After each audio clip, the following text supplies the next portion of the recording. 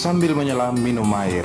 Kira-kira itulah yang terjadi di Sumatera Utara, Bonapasugit, seputaran Tapanuli Raya, salah satu perusahaan yang bergerak di bidang produksi dan perdagangan bubur kertas, bahan kimia dasar, produk kayu, serta pengembangan konsesi hutan tanaman industri, yaitu TPL. Kebayang nggak gimana rimbunnya hutan Sumatera ketika itu, yang sudah menjaga kesuburan tanah, menangkal banjir dan longsor, serta memperbaiki kualitas udara kita.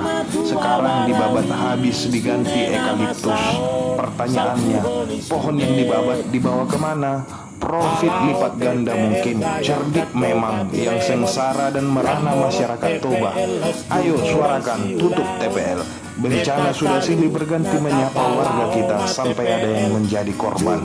Walaupun selama ini mungkin ada yang kamu terima dari TPL, itu tidak setimpal dengan kerusakan yang disumbangkannya, apalagi warisan yang diberikan kepada anak cucumu kelak.